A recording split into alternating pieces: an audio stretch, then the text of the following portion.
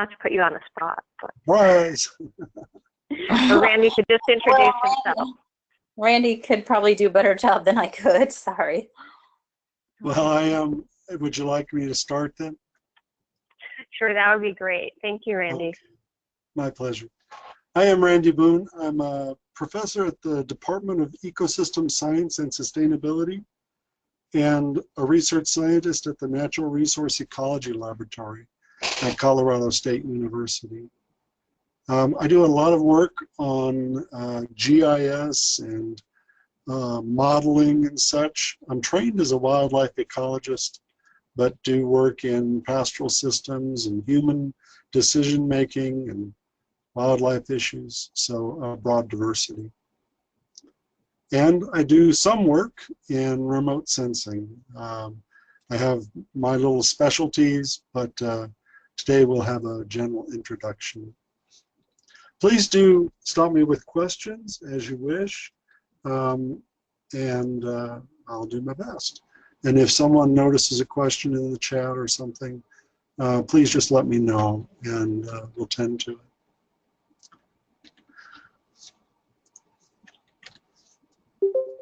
Remote sensing, then, it is about obtaining information about objects or areas from a distance.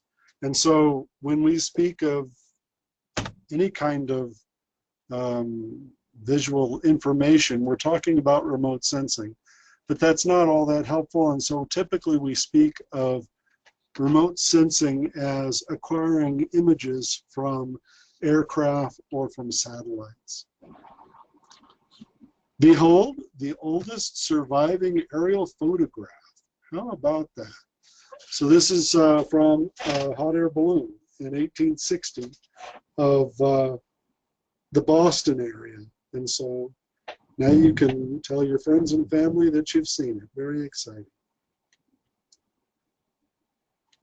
This is a movie that will introduce some of these ideas. It is captioned, but I've also turned my speakers up. So we'll see how it goes. A little bit lower quality than I'd like, but unable to find a better version, so if you'll bear with me. They're so much a part of our daily lives, and yet they've only been in existence for a little over 40 years. Early satellites were launched to observe weather and for navigation, but today they're used for everything from entertainment, education, research, tracking endangered species, to helping us find our way when we're lost. Satellites are made of 4 major components: a control base, communication capabilities with Earth, a power source, and observing instruments. Messages sent to the satellite from the control base are called uplinks, and messages transmitted from the satellite back to the Earth are downlinks. Most satellites are battery powered and rely on the sun to charge the batteries through large solar panels. Specialized instruments or sensors on a satellite gather data that are used by scientists. The sensors are capable of gathering a wide range of information about the Earth's atmosphere, land, and oceans. Not all satellites view visible light. Depending on the mission, measurements might be taken in the visible light range, microwave, radar, or infrared range. Some satellites don't even face the Earth, but are used inside of the sun, which provides almost all of the energy for our Earth system. Satellites transmit digital data to a computer on Earth, which translates the data into a useful form. Sometimes the data takes the form of a photographic image. Often satellite images are color enhanced to make certain details stand out. Weather and communication satellites are positioned at a point 22,238 miles above the Earth's equator in what is called a geostationary Earth orbit. In 1945, science fiction author Arthur C. Clarke suggested that satellites placed at this altitude would rotate around the Earth in one day. Since a satellite placed at this altitude takes the same time to complete one revolution as the Earth rotates once, the satellite appears stationary above the Earth. That's why satellite dishes on the ground don't need adjusting once they've been aimed correctly at the target satellite. An added benefit for weather satellites is that at this altitude, the satellites get a full disk view of the Earth. Because they stay above a fixed spot on the surface, they provide a constant vigil for the atmospheric triggers for severe weather conditions such as tornadoes, flash floods, hailstorms, and hurricanes. Other satellites orbit the Earth in less time. As these satellites pass over different locations on the Earth, they take measurements that paint a picture of the patterns over the entire globe. The difference between a geostationary and an orbiting satellite is the difference between seeing one point on the Earth all the time compared to seeing the entire Earth over a long period of time from closer up. Scientists study the Earth using both geostationary and orbiting satellites. Satellites, an essential tool for viewing our homes. They look down on us from space, but guess what? It's a two-way street, so to speak. When it's your night, especially near dawn or dusk, check out how many orbiting satellites you can see in the sky. Even though you're in darkness, the satellite passing overhead may still be in sunlight. Light reflecting off the satellite may be bright enough to illuminate the satellite for us to see it as it passes overhead.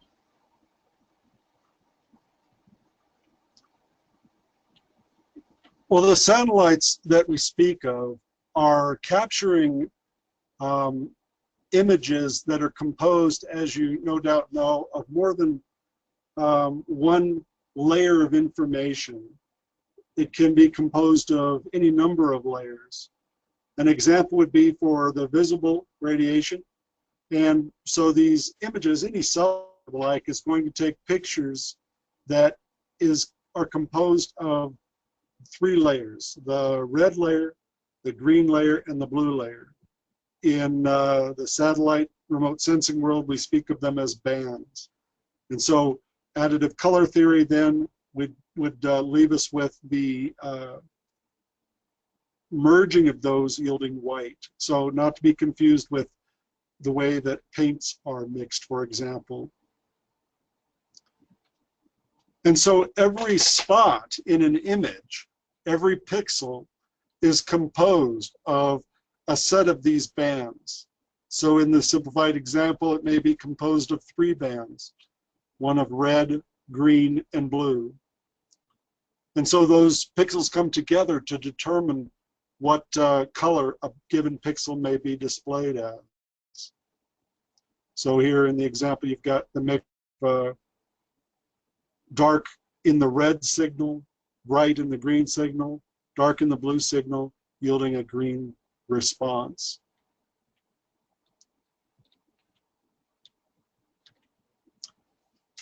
So from that, we've got the reflectance that is used by scientists and analysts to draw conclusions. So again, using a visual image as just a thought experiment here, we've got the image composed of a red band, a green band, and a blue band. And so in any paint program, you can take a photo and separate these bands out. And so here you see in the example that the red band is lightest. It's got the strongest signal, and at least for the soil. And that hints back to the red nature of the soil in the photo. And in the sky, the signal is strongest in the blue band, for example.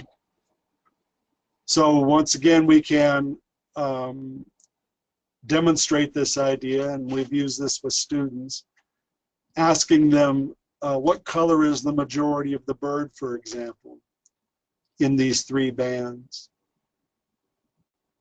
The color of the feathers below the claws of the bird, or on the top of its neck, pardon me, the top of its head. And so students can go through and see that the strongest signal is in the red image, for example, for the bulk of the body of the bird. And there's a lot of blue below the tail there. And so can check to see if they're understanding the concepts.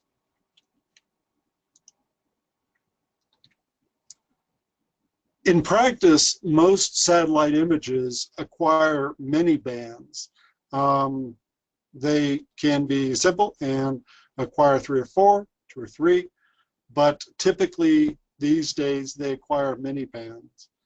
The image, of course, on the right is just the electromagnetic spectrum, and so we have bands that are acquired within the visible spectrum, but typically we would also have an ultraviolet band, certainly near infrared bands, and sometimes far infrared as well. And then other special sensors can detect the other components of the spectrum as well. On the left, you see, for example, the longest running sensor, the most famous, the Landsat program, and its band combinations. And so you can see this, the most popular one from the 1990s and early 2000s was Landsat 5 and 7, and it had 7 bands. And so again, red, green, blue, near infrared, and then some thermal bands that can be used to map in different ways. So with that information then, an analyst can use the spectral signatures from images to do mapping in the same way that we could map out the colors of a bird, for example, and talk about the different colors of the body of the bird or its tail feathers or its head. If for some odd reason we wanted to map the nature of this fruit bowl, for example, we wanted to literally draw lines around what's an orange and what's a cherry and what's a strawberry, we can look at these spectral signatures and compare those throughout the image to delineate what is indeed an orange or what's a cherry. And so each would have a unique spectral signature as we look across the bands that are available to us. Again, there are thermal bands available. So depending upon the sensor, of course, we would have infrared images capturing heat. And so this is an image, for example, north of Fort Collins. Actually, if you look at a very large area around Fort Collins, you can see the, we've got, again, a module as part of a past project associated with this. You can see the heat island associated with the city, for example, the heat island associated with the open, the bedrock that's exposed along the Front Range. But it all pales in comparison to this signal, which is a warm lake associated with Rawhide Energy Station.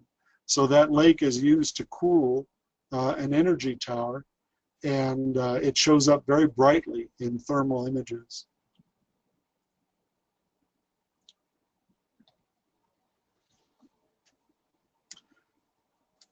So again, we have the spectral signatures that follow from the bands that would be captured by a satellite image. And so water, for example, absorbs spectral or electromagnetic energy for the most part and has a low response. Soil has an increasing response as you move through the spectra, and vegetation has this complex response with red absorbed, of course, and green reflected, that kind of thing, and more reflection in near infrared.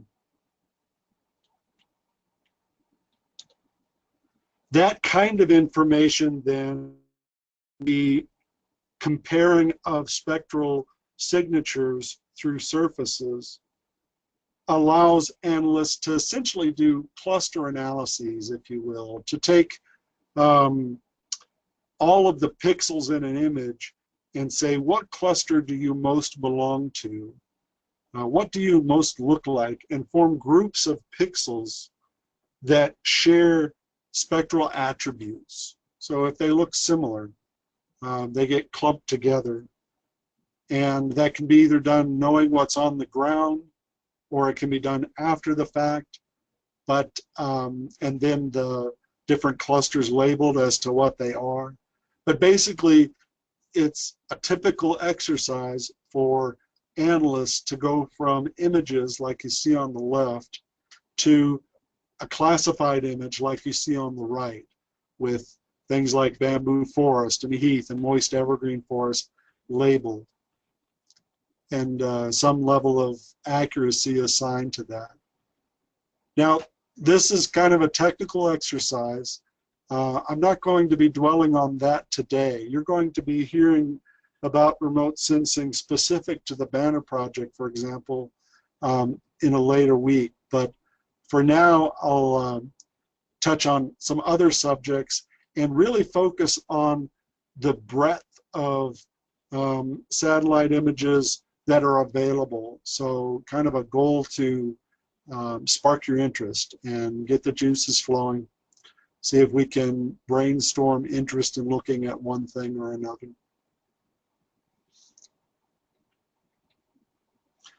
In general, then, we're left with the characteristics of remotely sensed images. Certainly the resolution. Again, this is typically inversely related to later entry here, the return rate. So the return rate is how often a given point on Earth is imaged. And so, for example, I spoke of the Landsat program. That has a return rate of 16 days. Every 16 days, a given point in space or on Earth is imaged. I'll speak of other programs like images used on the nightly news that have a return rate of 1 day, for example. So they're essentially imaged all the time. And you heard in the video of geostationary satellites that are positioned permanently, so to speak, and they're constantly imaging as quickly as the information can be conveyed. Spectral characteristics vary. Access, certainly. Some of the surfaces are for-profit enterprises. You have to purchase images. Others are freely available. Differences in the processing required. Some are simply released as raw images or with moderate corrections for atmospheric haze, for example, or variations in terrain. Other images are processed by teams and then released as summary surfaces, and I'll show some examples of those.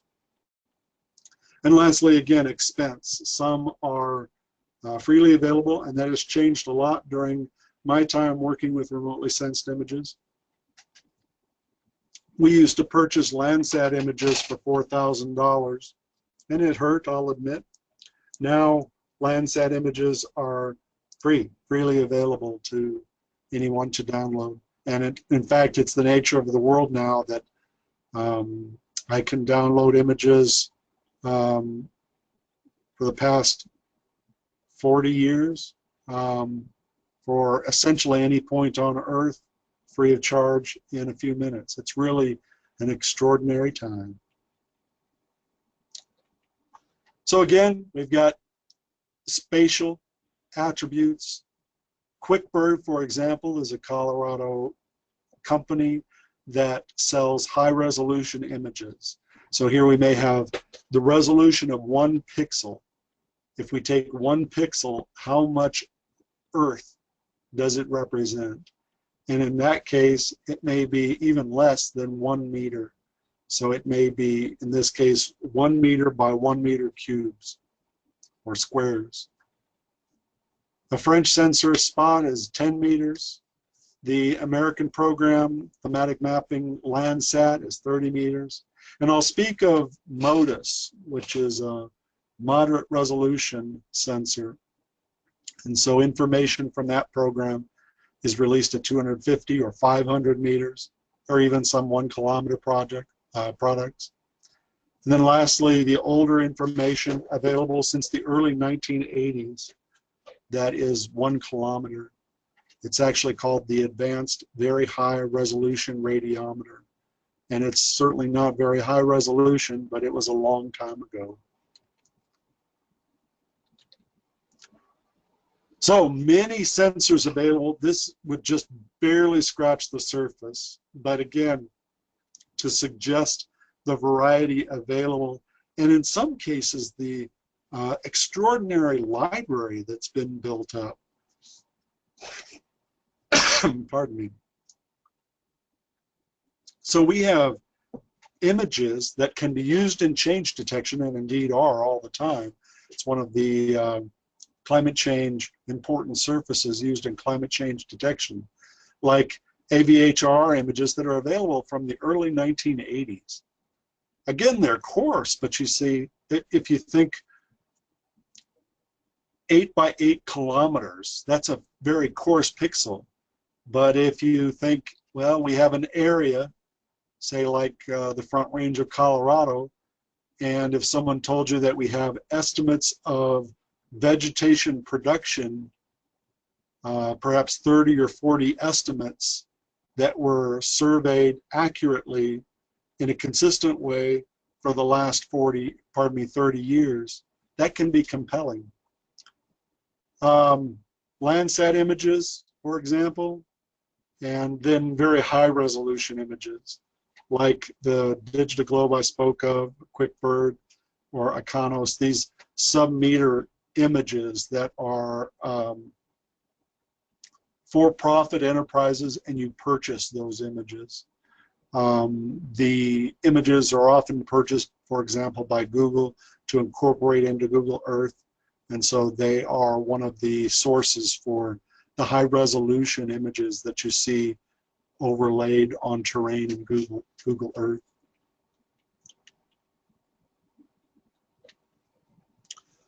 Some programs like Landsat, they produce these surfaces, as I say, and do corrections, but they're minimal corrections. They basically release the images that are acquired by the sensors, and that's where it stops. And then analysts take it from there to do as they wish. The other pathway, which has, I think, proven very successful, is demonstrated by the MODIS program, which started in 2000. And here you can certainly acquire the original images, here labeled spectral or surface reflectance. But there are also a whole family of teams creating secondary products from those images. And so it happens constantly. The teams are always working away, generating their own products. And so there's a team that does land cover change from MODIS, another team that does vegetation indices like the ones you'll hear about. And those are then released by these teams. And again, they're all assessed for accuracy and such. And so here we can use layers of information that aren't necessarily just the raw images, but are interpreted already to have some biological relevance, some ecological relevance.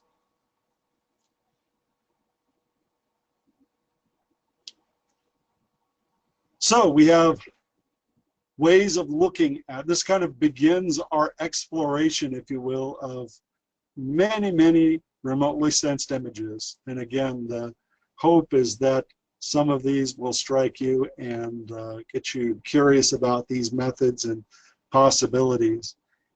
I was working on a project looking at land cover change, and without really knowing where I was working, I was sampling 10-kilometer square areas. The one in Colorado was showing massive degrees of change. And it ends up that it was in Greeley, Colorado, and that Greeley was one of the fastest growing cities in the decade 1990 to 2000. And so on the left, you see an image from about 1990 from the Landsat program.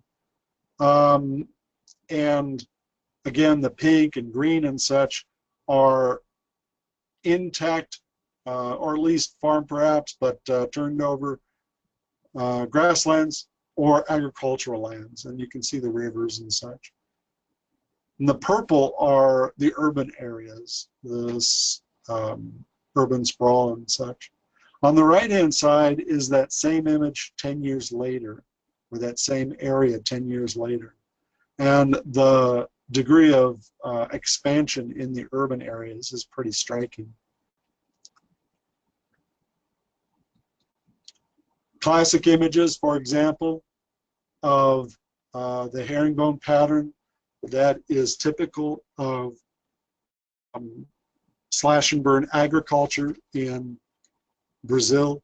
And so an intact forest is present on the left, a road goes in, and then people begin to cut in a perpendicular from the road and continue that process. We're not immune either. This is the some of those high resolution images I spoke of. This is the western border of Yellowstone. And so obviously on the right hand side is Yellowstone, and on the left hand side are private areas that are clear cut. This is a famous image you may have seen before. A image, it's been updated and there are various versions of it, but in general the whole family is called nighttime lights. And so it's a CIA sensor. It was obviously protected, top secret for a long time, but then in the early 90s old images were acquired, and the sensor was so sensitive that they could estimate street lights from it, city lights from it, and you get patterns like this.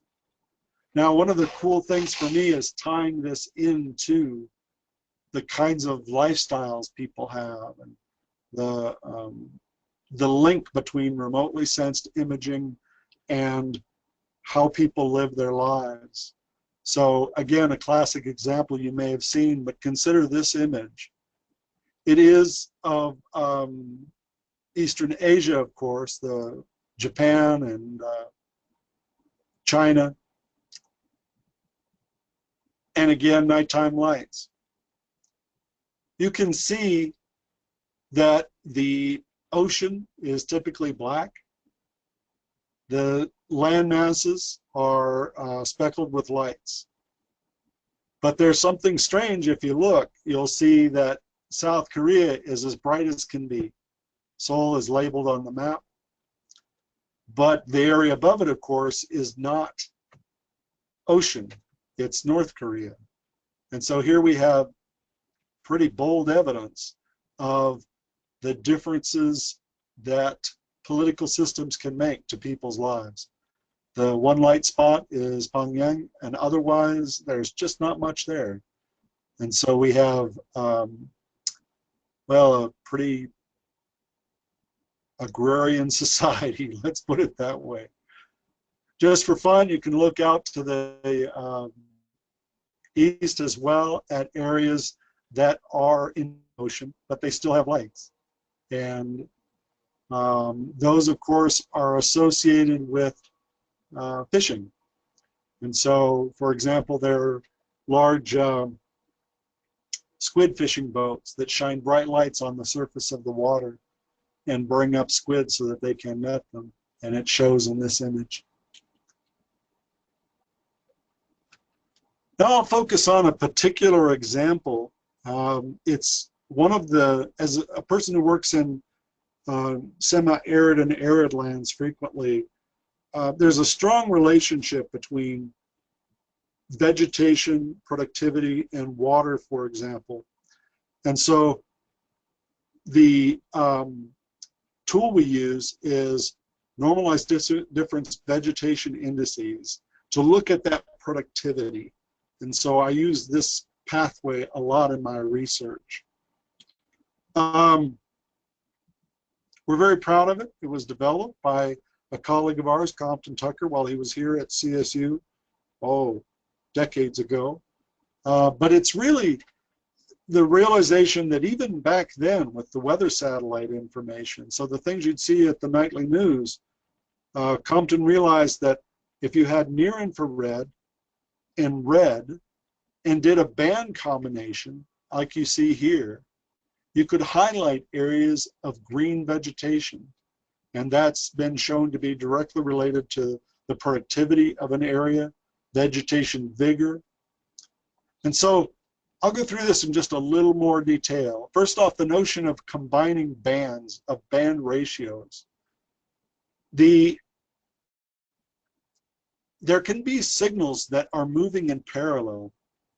And if they're going up and down in the spectral signature, it can be hard to distinguish information within those bands.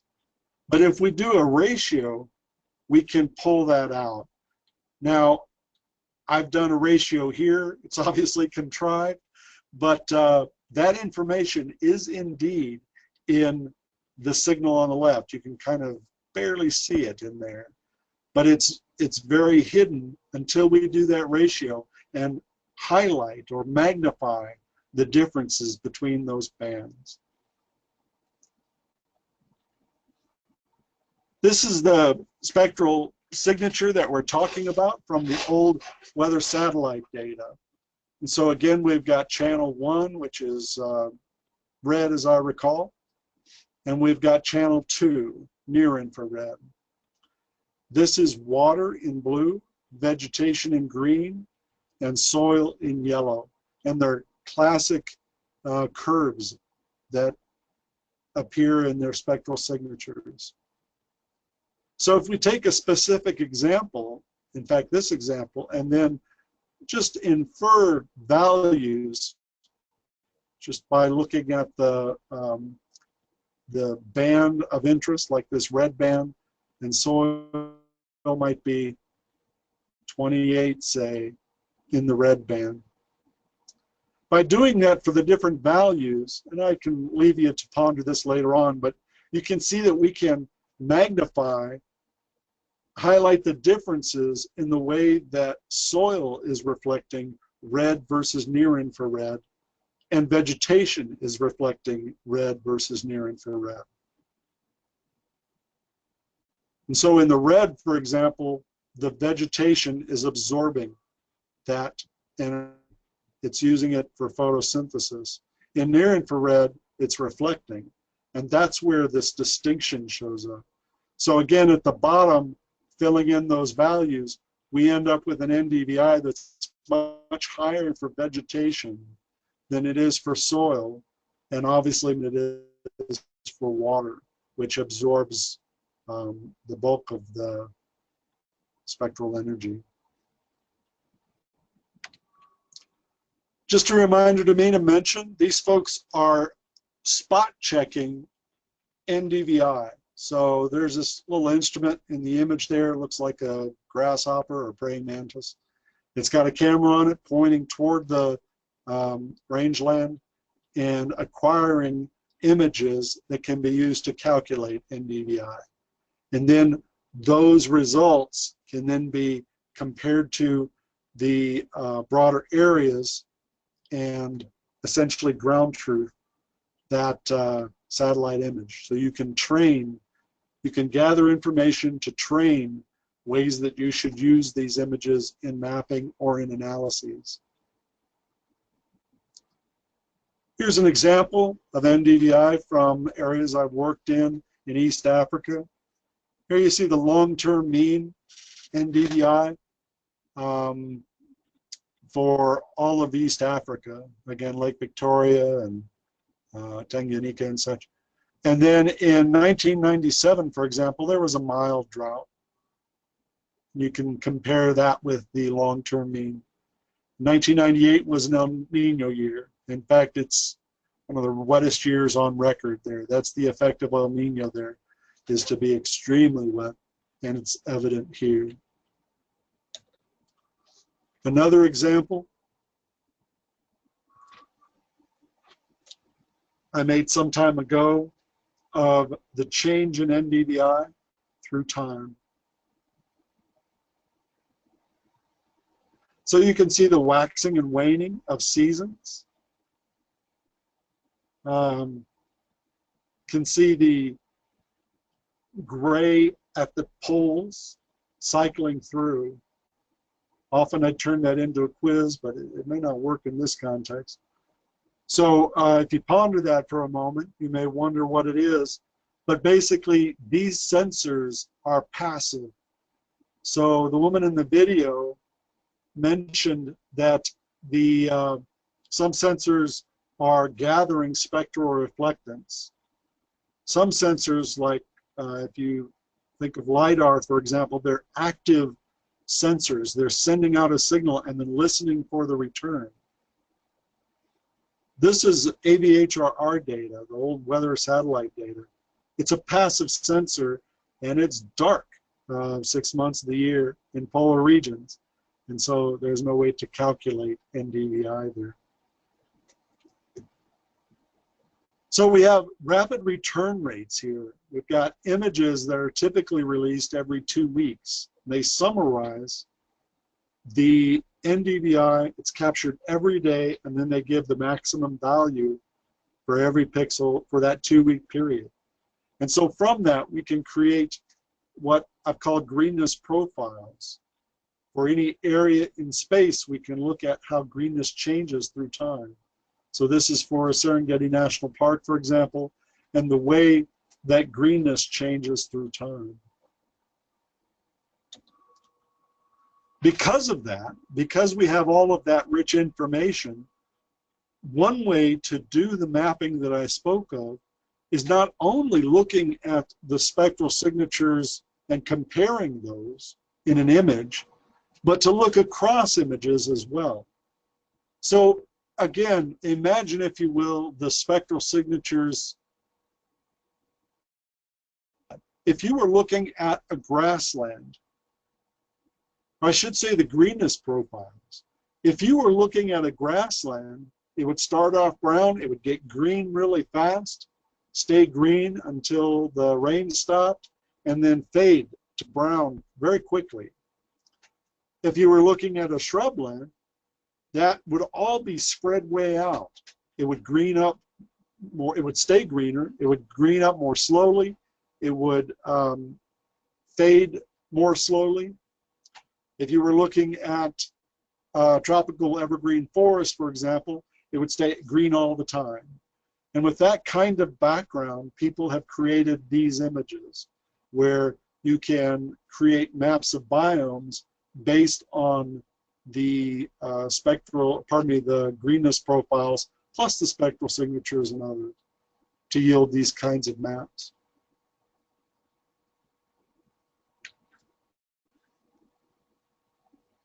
Again, obviously not meant to be read, but it's an image by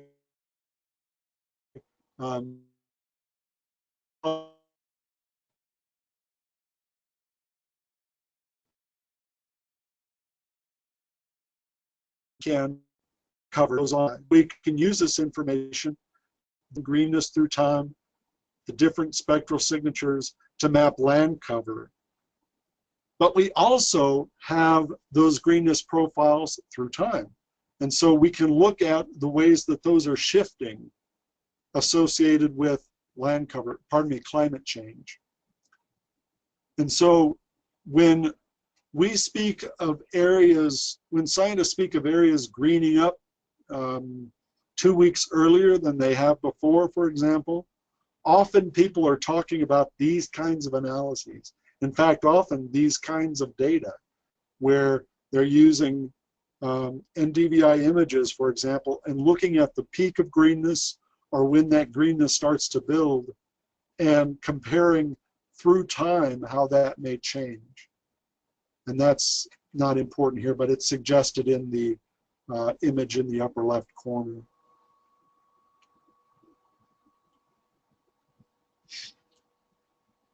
Different programs, again, here is Landsat, one of the most famous remotely sensed imaging programs.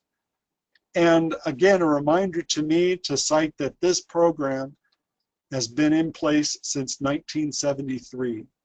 And so in a few minutes, we can acquire images from anywhere in the world, and they may indeed go back to the mid-1970s.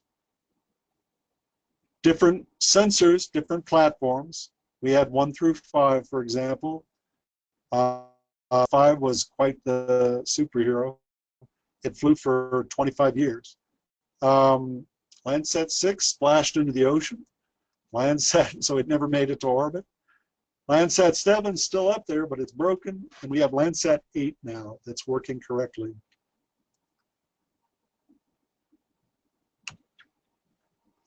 I have 3 YouTube videos. This is my most watched video, yielding almost 500 views on YouTube. I'm very proud. I've got a little ways to go to catch up with Gangnam Style. But this is a tribute, if you will, something we did in that same project.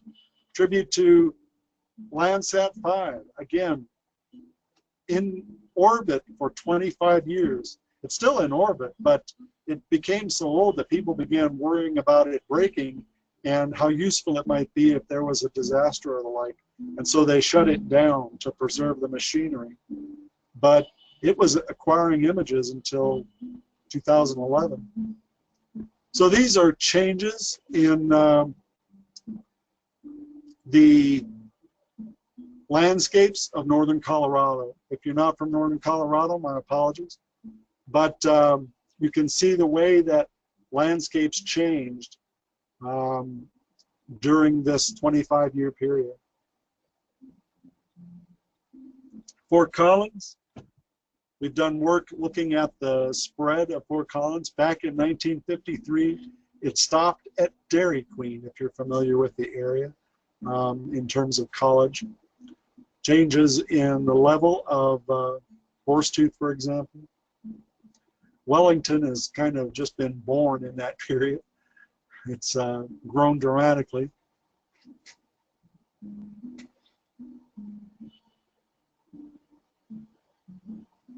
And then the birth of DIA.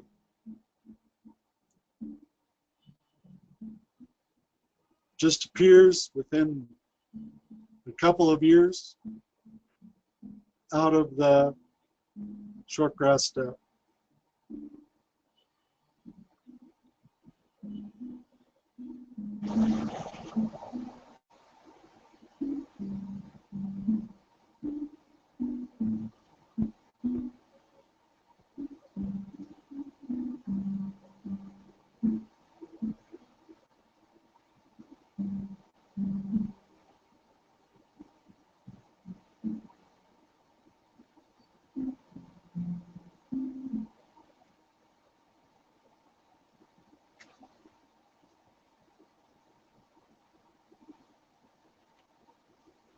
Again, continuing our tour, we've got Modus products like vegetation continuous fields. These have an awkward name for some reason, but it's really percent bare ground, percent herbaceous cover.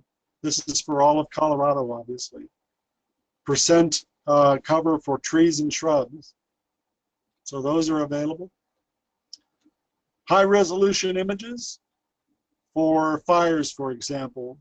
These are digital globe images that are used by news organizations and planning efforts and response efforts to fight fires. This is for the 4 Mile fire in Boulder County.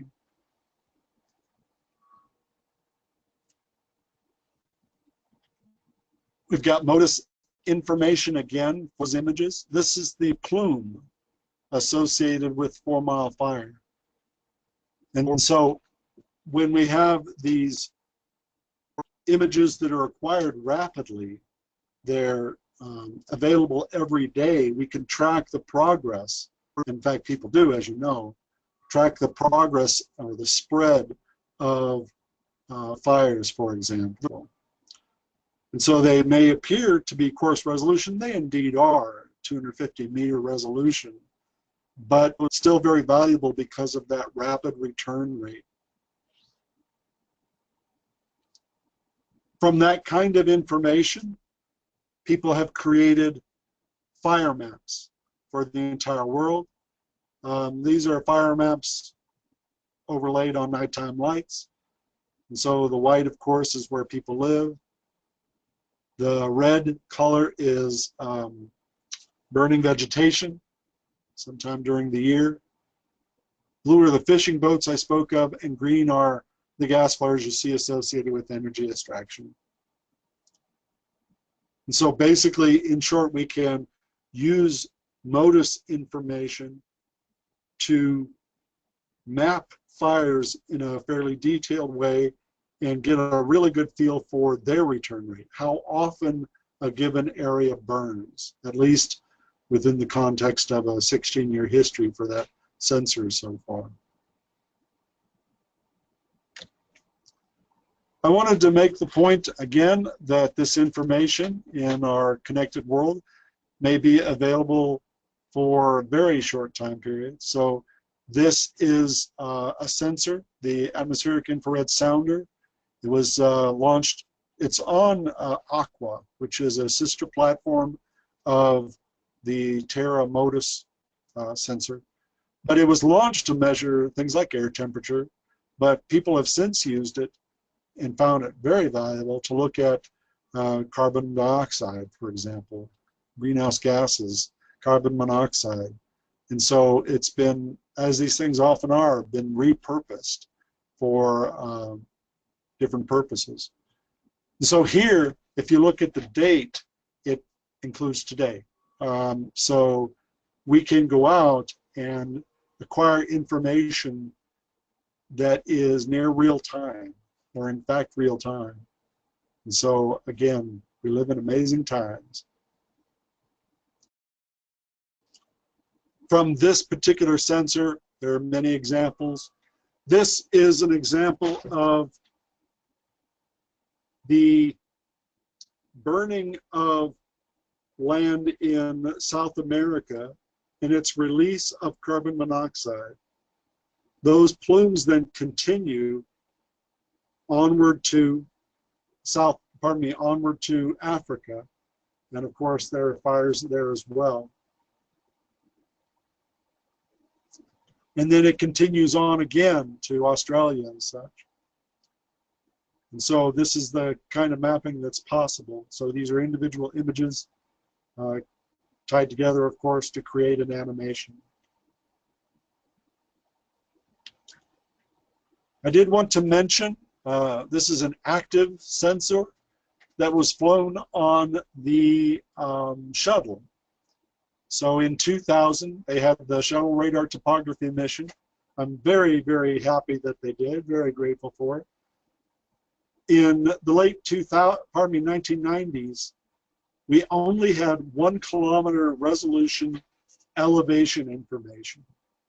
So working in Africa, I could not say what the elevation of an area was beyond 1 square kilometer, which was frustrating. Shuttle radar topography mission fixed that. It included the shuttle flying upside down, as it does, as you know, or did, with a long, long boom. And again, an active sensor then. It would send out information and record the bounce back and include the timing, how long it took for that signal to return. And from that, they could map elevations very precisely. They did so for more than 80% of Earth. For the US, it's released at 30-meter resolution, which is really very nice. And we have finer sources as well, but it's still very, very nice. And as far as I know, for military purposes, it's released at 90-meter resolution for the rest of the world. And it really did change the nature of the work that we could do in terms of my work, of the way that animals make choices and such.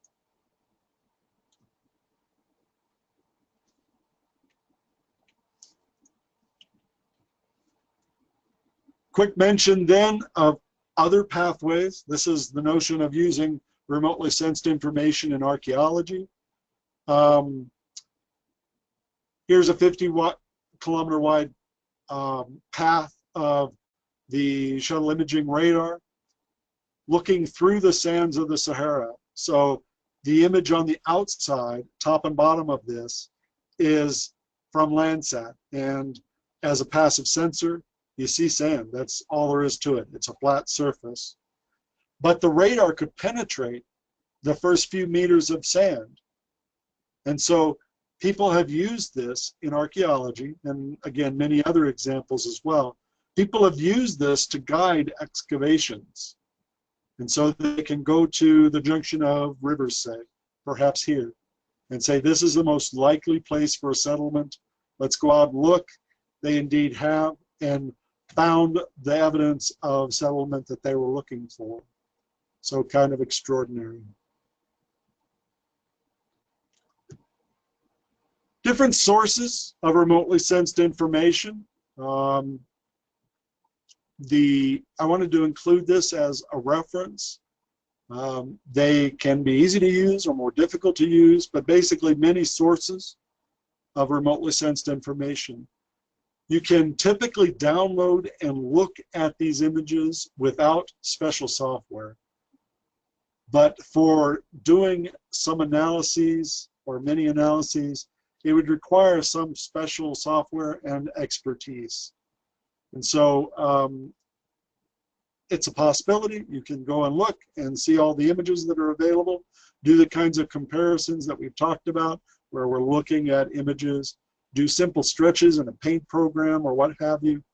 But for more advanced things, we would need some more advanced training. Before you do that, though, you may consider looking at applications or online tools. So either things you download or online tools that allow you to look across a layer of it, or across layers of information. And you can go quite a long way, such as Whirlwind in NASA or NASA's EYES program. I've downloaded both of these today once again, and since upgrading to Windows 10, they appear to be temperamental. But as an example, I can show the NOAA Global Data Viewer, and it looks like this. Again, it's just a simple website, but quite powerful. As we add data, we may wish to look at vegetation, say. I can look at greenness, as I'm apt to do given my interests in semi-arid and arid areas and pastoral systems and such. And so we have a global surface of greenness, can zoom in, can zoom out, can look at the changes in images through time and map those, begin to consider those changes. Or fire, for example. Yearly fire patterns can be mapped. And so by spending some time on these sites, a person can get a feel for the sorts of information that are available, or at least a cursory view. There are thousands of satellite images available, but able to move forward with that and decide whether to work with an analyst to get some of this done, or learn the techniques, or use the viewing procedures that we reviewed and put it to work. Turn students loose on answering some questions.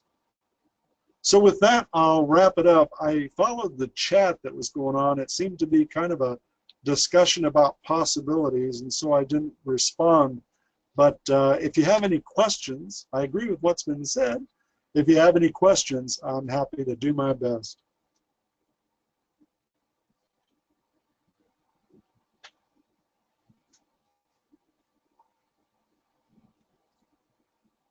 Thanks, Randy. We have a few more minutes, so maybe folks have questions. And also, maybe, Michelle, you might be able to get the PowerPoint from Randy to put on Basecamp, possibly? Sure, Amanda and I can work on that. Thank you. So if that's okay, Randy. Sure, I'll send you the PDF very likely. Yeah. Yeah, that'll probably be a smaller file.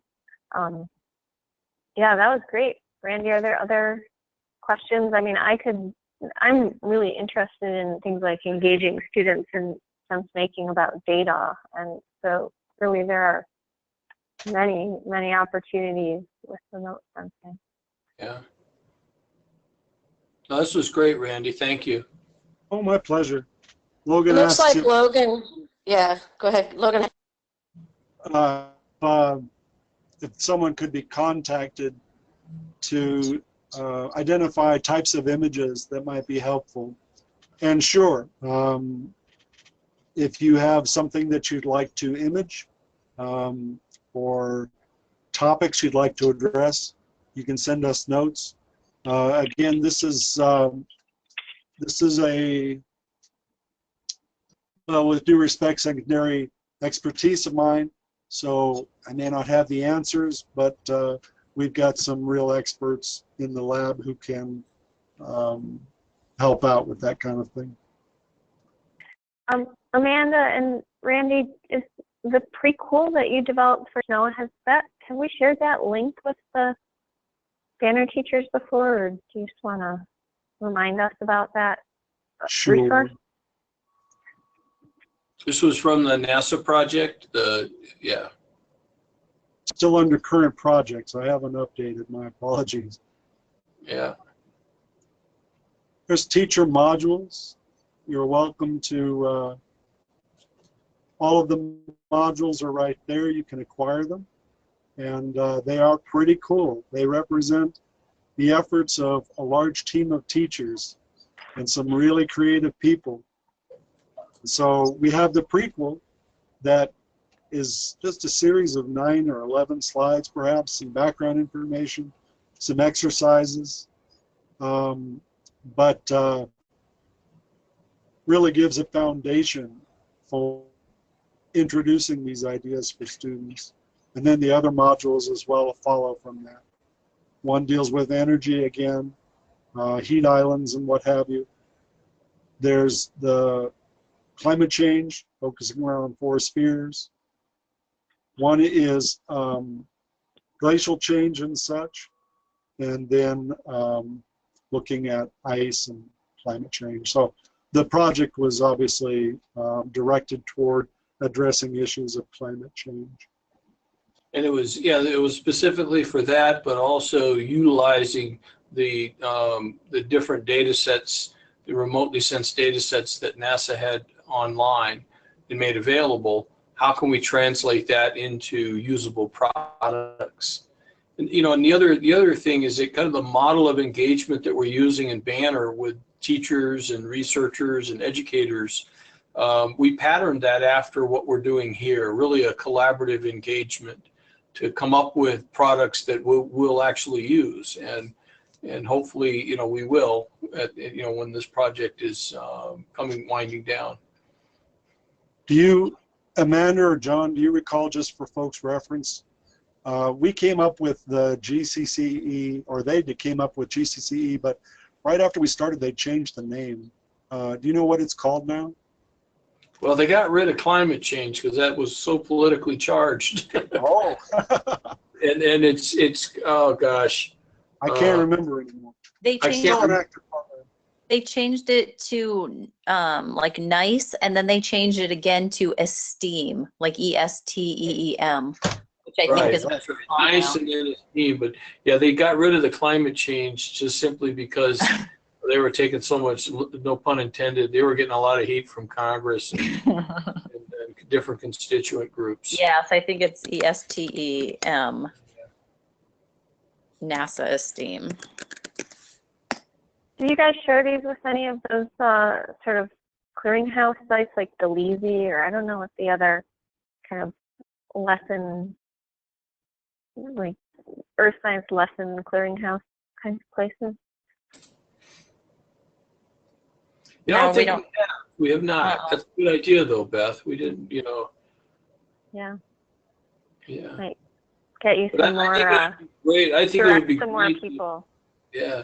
We could have similar types of things, you know, from our BANR projects as we, you know, products as we move on. But the prequel we found was really important because there was a gap in really an understanding of how the data were acquired, but then what does it mean? You know, there are numbers on a sheet of paper, and really translating that into something meaningful was something the teachers felt strongly about.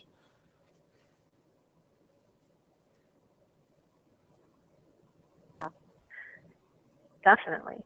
Well, thank you, Randy. And Oh, my pleasure. so much. Any final questions or comments for Randy?